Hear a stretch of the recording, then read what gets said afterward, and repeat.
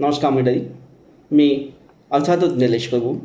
आज महाराष्ट्र विधानसभा 2024 याचा निकालाचा दिवस.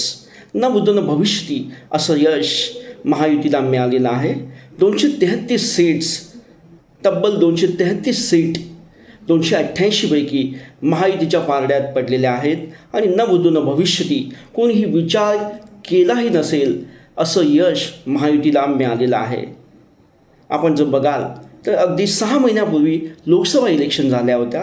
त्यामध्ये फक्त 17 सीट 48पैकी महायुतीला मिळाल्या होत्या आणि कट टू नोव्हेंबर 2024 तब्बल 233 सीट. अगदी खूप मोठा प्रवास हा महायुतीने या 6 महिन्याच्या काळामध्ये केलेला आहे. आपण जर बघाल तर नक्कीच भाजपची शिंदे सेना, अधिकृत शिवसेना आता आणि अधिकृत राष्ट्रवादी अजित पवार यांनी नक्कीच बऱ्यापैकी पल्ला गाठला आहे, चांगली टॅली दाखवलेली आहे. पण त्याचबरोबर जर आपण उलट साईडला बघायला गेलं तर ठाकरे ब्रँड, उद्धव ठाकरे आणि राज ठाकरे यांच्या दृष्टीने मात्र हे इलेक्शन तेवढं काही चांगलं गेलं असं दिसत नाही आहे. जर आपण राज ठाकरे यांचं जर बघायला गेलं, राज ठाकरे यांचा मनसे पक्ष, तर ह्याला खूप मोठा डेंट या इलेक्शनने दिलेला आहे. त्यांचा जो पॉलिटिकल व्हॅल्यू आहे त्यालाच खूप मोठा डेंट इथे लागलेला दिसतो आहे. राज ठाकरे यांचे राजपुत्र अमित ठाकरे हे निवडणुकीमध्ये पराभूत झालेले आहेत आणि 140 जागी निवडणूक लढवूनसुद्धा त्यांना एकही सीट या इलेक्शनला मिळू शकलेली नाही आहे. दुसऱ्या साईडला उद्धव ठाकरे ज्यांनी 9 सीट घेतल्या होत्या लोकसभा इलेक्शनमध्ये 21 जागा लढवून, अपेक्षा होती की 50च्या आसपास जरी त्यांना सीट यावेळी मिळतील, पण त्यांचीही निराशा जनतेने केलेली आहे. त्यांना अवघ्या 20च्या आसपासच्या सीट जनतेने दिल्या आहेत.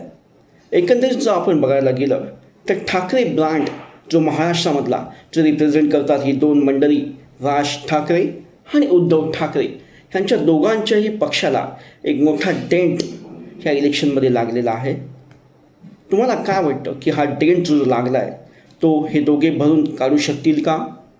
ते इथून पुढचं पॉलिटिक्स बघताना ह्या दोघांचा मार्ग कसा असू शकेल? तुम्हाला काय वाटतं? नक्कीच तुमची मतं कमेंटमध्ये शेअर करा.